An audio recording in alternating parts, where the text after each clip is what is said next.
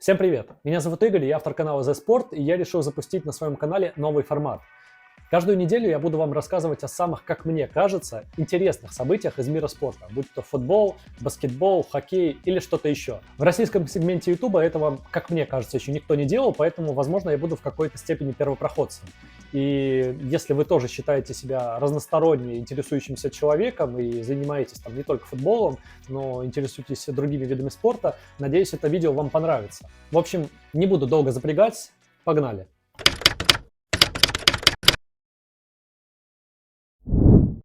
Давайте начнем с Винисиуса, потому что он победил, он лучший футболист мира по версии The Best. Хотел бы я поаплодировать, но не буду, потому что считаю, что награда The Best очень переоценена и бесполезна. Но давайте перед тем, как я буду это аргументировать, немножко отойду назад и вспомню про награду France Football. В одном из первых видео на своем канале я говорил о том, что ценность награды Родри, который получил золотой мяч от France Football, нужно оценивать не потому, как он выступал, за что он получил награду, а потому, как Манчестер Сити будет выступать без Родри. Вы можете спросить, при чем тут Родри? Ты только что говорил о Винисиусе. Но на самом деле это очень важно, потому что я хочу подчеркнуть бесполезность и необъективность The Best и насколько репрезентативна награда France Football, которая оценивает реально зависимость команды от игрока. И в Манчестер Сити Родри зависимость точно есть. И плана Б у Гвардиолы без Родри реально нет, и мы это видим. Я приведу сейчас небольшую статистику, вы это сами поймете. С февраля 23 по май 24 года Сити не проигрывал в 74 матчах подряд во всех турнирах, когда Родри был на поле. Это рекорд. Родри провел за Сити 260 матчей и победил в 74% из них. Без Родри Сити побеждает в 61% матчей, и эта статистика только на начало декабря. Сейчас, я думаю, она еще хуже, потому что Сити уже проиграл в декабре 3 матча. Если взять АПЛ, Сити без Родри в этом году сыграл 14 матчей и потерял очки в 7, проиграв 5 раз. 50% побед при 5 поражениях. В прошлом сезоне Родри в АПЛ пропустил 4 матча, из них Сити проиграл 3. То есть мы в любом случае видим, что без Родри Сити играет намного хуже, чем с ним. Да, конечно, можно сетовать на потерю других игроков в составе Сити, на потерю Аки, на потерю Аканджи, о чем мне, кстати, писали некоторые люди в комментариях на моем телеграм-канале. Кстати, можете подписаться, ссылка будет в описании к этому ролику. Но я немножко не согласен, потому что я не считаю этих игроков системообразующими. Вокруг них Гвардиола не строит игру, и на общую статистику эти игроки не сильно влияют, о чем я сейчас вам и расскажу. Если говорим про Аканджи, то он пришел в клуб относительно недавно, только 2 сезона назад, вот сейчас играет 3-й. И Сити как бы и до него выигрывал разные турниры, поэтому я не могу тут сказать, что вот пришел Аканджи и Сити стал на коне. То же самое я могу сказать про Аки, потому что без Аки в этом сезоне Сити сыграл в АПЛ 11 матчей и выиграл 6, и 3 сыграл в ничью. Ну, согласитесь, вполне солидный показатель. Нельзя сказать, что Сити как-то страдает в его отсутствии. Да и в прошлом сезоне, когда Сити проигрывал без Родри, Аки и Аканджи тоже играли или в основе, или были как минимум на скамейке. И они не были травмированы. И в этом сезоне ситуация аналогичная. В проигрышном матче Ливерпулю, кстати, и Аки, и Аканджи играли все 90 минут. И ситуация как бы не менялась. Сити проиграл 2-0. Это я к тому, что в Сити есть Родри зависимость, но другие игроки не так сильно влияют. Теперь, что касается золотого мяча. Когда его вручали в конце октября от France Football, то я, как и многие другие, думал, что награду получит Винисиус. Об этом говорили даже котировки букмекеров, которые давали на него, по-моему, 1.12. Но я абсолютно не разочаровался тем, что награду получил Родри. Я уже объяснил почему, потому что статистика у него просто выдающаяся. Но мне больше всего понравилось, как Родри, Гвардиола, Манчестер Сити и другие люди, которые были удовлетворены результатом, отреагировали на это максимально адекватно. Не было какого-то принижения соперников, не было от Родри «я самый лучший». Абсолютно спокойно, адекватно. Родри, наоборот, поблагодарил соперников, сказал, какие классные ребята, опять же, на церемонии, по-моему, он сказал там Винисиус, Карвахаль и так далее, какие выдающиеся футболисты были у него в конкурентах. Не было никакого помешательства на себе. И сравните теперь с реакцией самого Винисиуса. Во-первых, сравните с реакцией на самой церемонии от France Football, то, что ни он, ни делегация Реала не приехали на церемонию, потому что, ну как это, мы короли, мы должны только получать награды, мы не можем чествовать других героев. это было немножко низко. Да, от футболиста никто не требует, чтобы он приезжал на церемонию. Это, в принципе, какой-то тренд, который просто так сложился, и футболист не обязан приезжать. Но, тем не менее, это показывает как минимум уважение к соперникам. А футбол — это все-таки про уважение к соперникам. Ты не можешь уважать и любить только себя. Ты должен ценить и других. И, как правильно отмечал сам Родри, он бы без своих напарников по команде ничего бы не выиграл и делил эту награду с остальными. Это правильно. С одной стороны, это просто слова, это просто красивая обертка, но с другой стороны, за этой оберткой кроется правда. Без Родри Испания бы не выиграла, ладно, даже не Испания, без Родри Сити бы не выиграл Лигу чемпионов, но без Холланда Родри бы не выиграл золотой мяч, потому что именно Холланд забивал очень много голов, которые выводили Сити до финальных стадий, давали чемпионство, давали Лигу чемпионов. Так что есть зависимость от других футболистов. Футболист — это не один в поле воин, их много. Но при этом, разумеется, Родри — системообразующий футболист.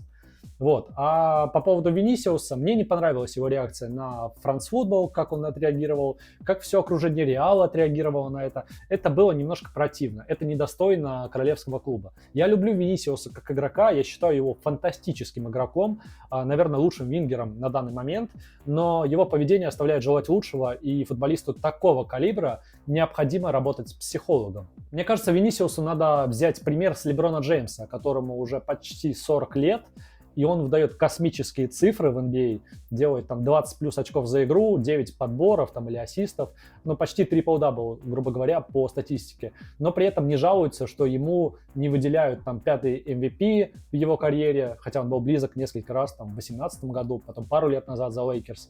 Он просто кайфует. Дед просто кайфует. И мне кажется, Леброну надо дать пару уроков Винисиусу, как себя вести, будучи звездой. Да, у Леброна тоже есть свои проблемы, заскоки, но он никогда не говорил о том, что я самый лучший. Он, наоборот, всегда выделял Джордана и всегда говорил, что он ориентируется на Джордана. И это очень хорошо. И Винисиусу стоит тоже немножко прикусить язык и немножко сократить свое эго. Теперь поговорим о награде The Best и почему я ее считаю бессмысленной. Ну, для начала нужно определиться вообще, какой формат у этой награды и кто в ней голосует. Основные люди, которые в ней голосуют, это капитан сборной, тренер сборной, представитель медиа, ну и фанаты. И что-то мне подсказывает, что как минимум капитаны сборной и фанаты будут не очень объективны в своих пристрастиях и в своем голосовании.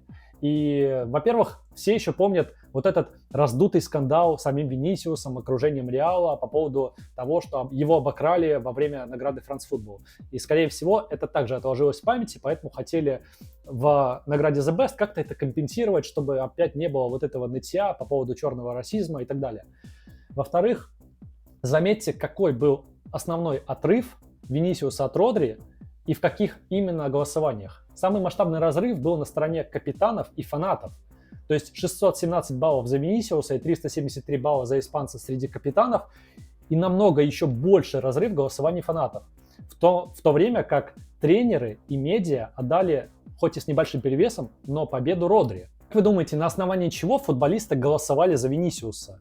Есть ли у них время анализировать матчи, как-то, я не знаю, всесторонне оценивать других игроков? Мне что-то кажется, что нет, потому что профессиональный футболист на то и профессионал, что он прежде всего тратит время на себя. И этот футболист думает о том, как ему лучше тренироваться, как ему доказать тренеру, что он там развил свои технические навыки, что он готов играть в основе. И поэтому футболист решает более локальные задачи, нежели оценка футбольного сообщества. И, опять же, футболиста в этом обвинять нельзя, на то он и профессионал, что он занимается прежде всего собой. Но в таком случае, как мне кажется, футболисты голосуют прежде всего по медийности и популярности футболиста. И, разумеется, сейчас мир цифровых технологий, поэтому футболисты, наверное, ориентируются в том числе и на соцсети.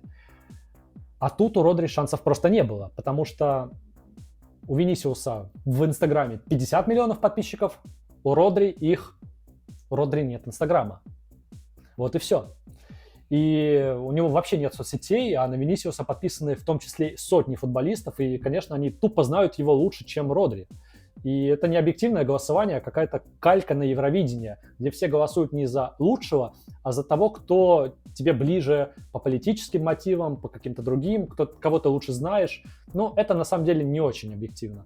Даже если посмотреть поисковые запросы в русскоязычном Ворстате или общемировые тренды в Google Trends, то мы видим, кого чаще запрашивают. А там чаще запрашивают Винисиуса, а не закрытого немедийного Родри. И это вполне очевидно, учитывая, что Винисиус сам по себе достаточно медийная личность.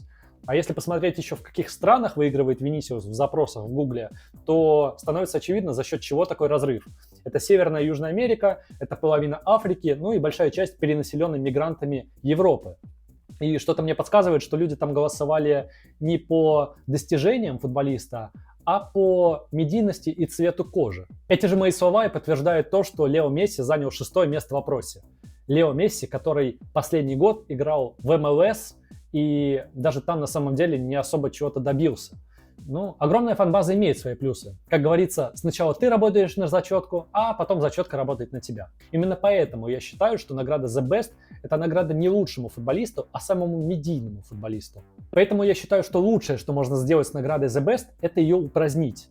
И не нужно дублировать функцию France Football, не нужно сглаживать углы, чтобы оставлять всех довольными, чтобы и Винисиус был доволен, и Родри. Нужно оставить голосование только для экспертов, то есть для журналистов и, возможно, для тренеров. Исключить фан-сообщество из голосования, потому что оно ведет к необъективным оценкам. Я люблю Винисиуса как игрока, и я считаю, что у него реально спортивная, мощная менталка. Он никогда не теряется в Лиге Чемпионов. Он делает разницу на поле, и благодаря ему Реал в том числе завоевал 2 Лиги Чемпионов за последние 3 года. Но его инфантильность и вечное нытье немножко отталкивают. И, повторюсь, это немножко недостойно королевского клуба. Королевский клуб должен вести себя более солидно, и его игроки в том числе. А вот это его «да, я лучший игрок мира, они пытались принизить меня, но они не готовы», это вызывает лишь смех. И ладно бы об этом говорил Роналду, который брал дофига Лиг Чемпионов, который выигрывал все, который был лучшим бомбардиром, который был лучшим ассистентом Реала, пока Бензема его не обогнал в последние сезоны. Ну, я бы это понял. При всем нарциссизме Роналду, ну, наверное, он достоин, говорите себе так. Он имеет право. Но Винисиус немножко до этого еще не созрел. Вы так не думаете?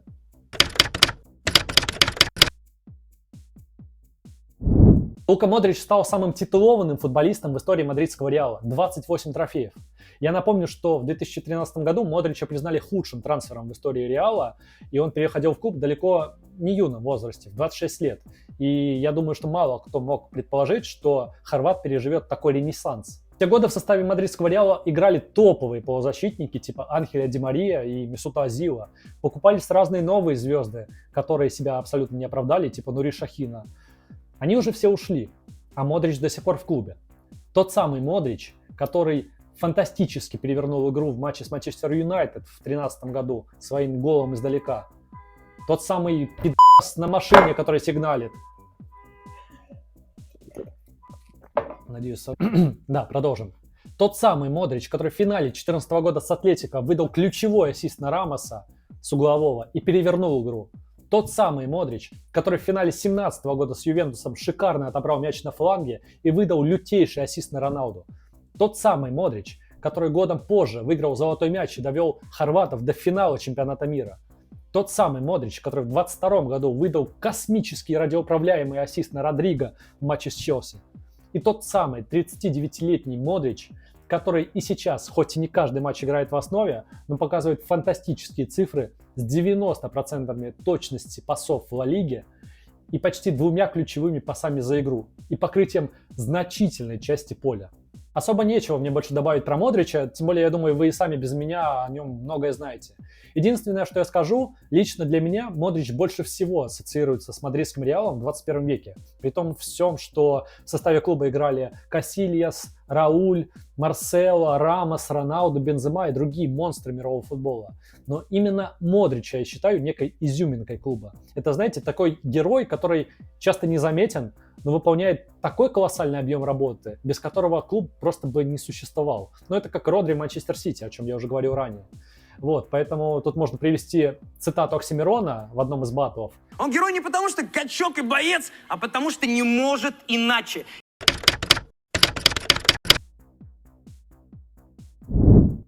Перейдем к новостям баскетбола. Там тоже на этой неделе было много интересного.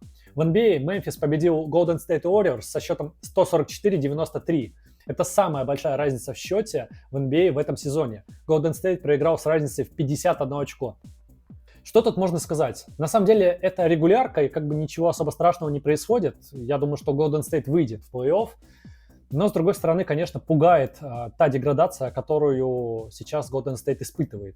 Я напомню, что они начинали сезон со счетом 12-3, а сейчас в последних 11 матчах у них 9 поражений. И при этом они играют отвратительно и индивидуально. Ну, например, Стеф Карри в матче с Мемфисом набрал всего 2 очка. Дреймонд Грин сделал 0 плюс 0 плюс 0 по всем показателям.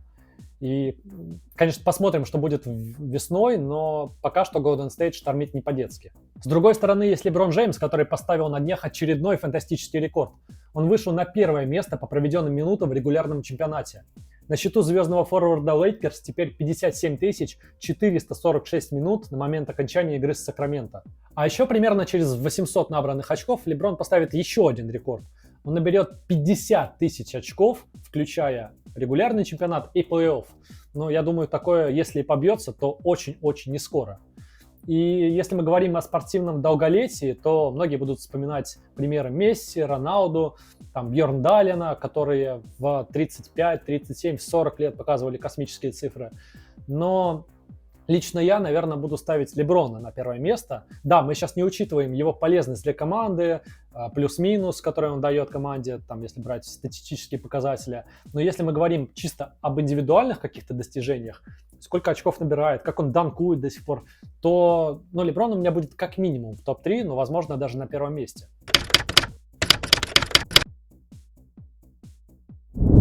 Перейдем к трагичной новости из баскетбола. Латвийский баскетболист Янис Тима, известный российским фанатам по играм за «Зенит», «Химки» и «Уникс», найден мертвым.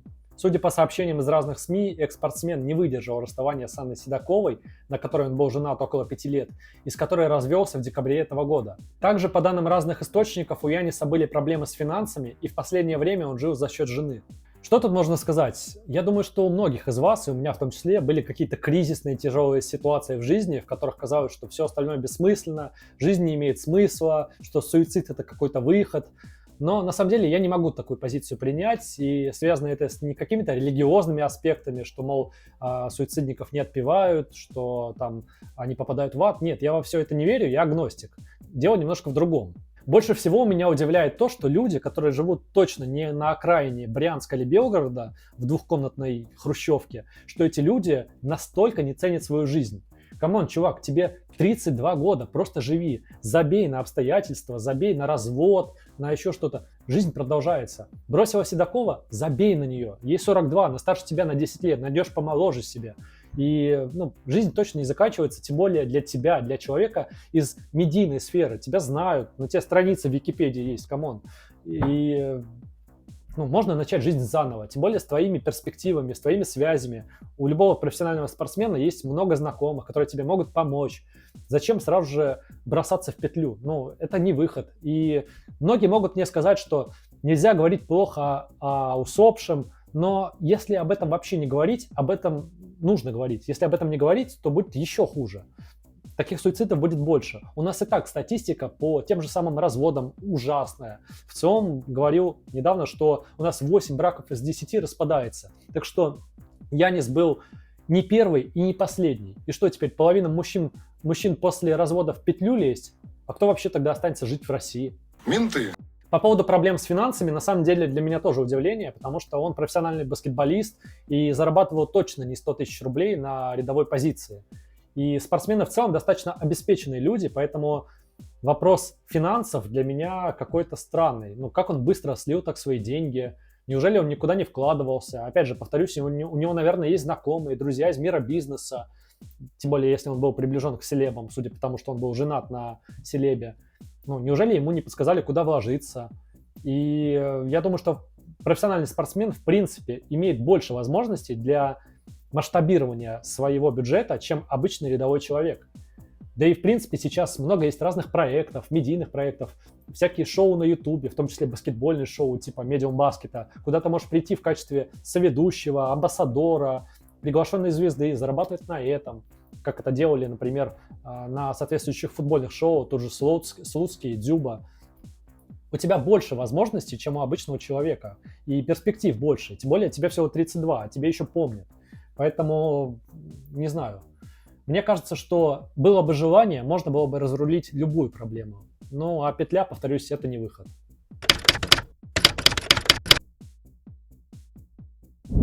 Заслуженный тренер СССР по фигурному катанию Татьяна Тарасова заявила, что футбола у нас нет и не будет. Фигурное катание, хоккей, гимнастика, плавание, лыжи – это наше. В этих видах спорта мы в числе лучших.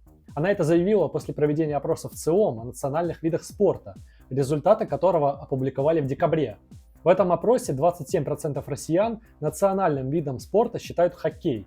За футбол и фигурное катание проголосовали по 9% опрошенных. За лыжный спорт 6%, за гимнастику и самбо по 5% респондентов.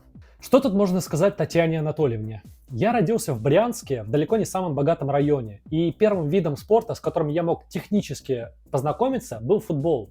Потому что для футбола не нужна дорогая амуниция. Для футбола достаточно иметь 2 дерева во дворе или 2 кирпича, 2 портфеля школьных и иметь какое-то подобие мяча, что-то прыгучее. Ну или какой-нибудь самый дешевый мяч, который продавался в ближайшем магазине.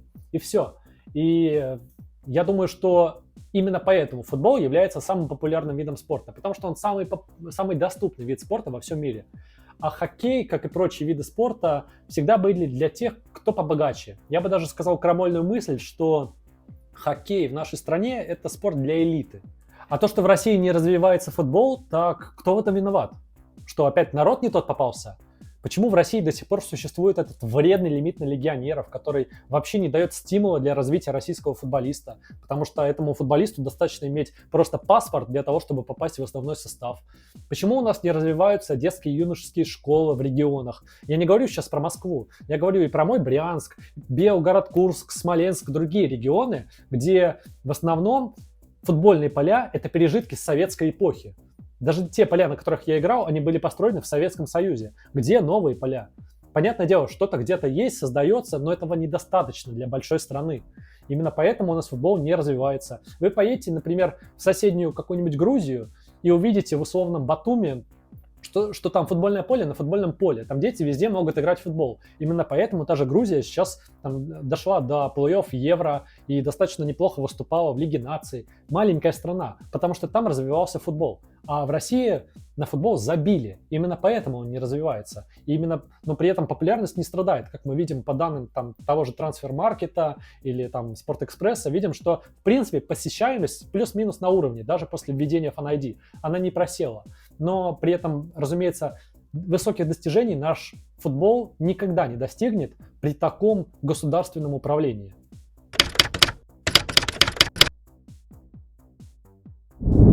Российским фигуристам будет запрещено общаться со СМИ во время квалификационного турнира и на Олимпиаде 2026 года. Об этом говорится в документе, опубликованном на сайте Международного союза конькобежцев. Я, конечно, все понимаю, международная изоляция, санкции, но если уж вы допускаете профессиональных спортсменов до международных турниров, то к чему все эти унижения? Может, им еще запретят дышать свободным воздухом Европы? Может, им еще нужно будет в туалет ходить только в сопровождении конвоиров? Или, я не знаю, как евреям во время Холокоста в свое время золотые звезды цеплять, чтобы показывать, что они другие, в отличие от немцев. Или, я не знаю, помните, как в «Игре престолов» в свое время Серсею прогоняли по улицам и кричали, голышом прогоняли и кричали ей «позор, позор». Что еще? Выглядит это, конечно, как какая-то надменная лицемерная хуйня. Типа, наша европейская демократия самая лучшая, а вы какие-то другие люди второго сорта. А если вы еще сомневаетесь в нашей демократии, то мы тогда просто закроем вам рот. И чем вы тогда отличаетесь от России, где цензура является, по сути, основой государственного строя? Мне кажется, ничем.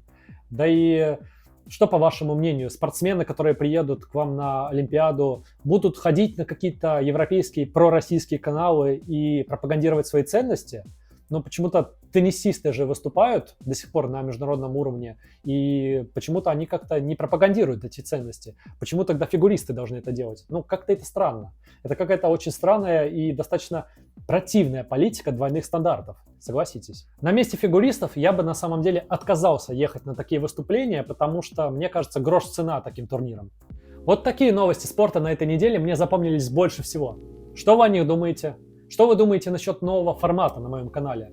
Пишите свои мнения в комментариях к этому видео и не забудьте поставить лайк. Это поможет алгоритмам YouTube понять, что это видео вам действительно понравилось, ну и будет продвигать его по другим пользователям. Это поможет мне в развитии. Увидимся в следующем ролике. До скорого!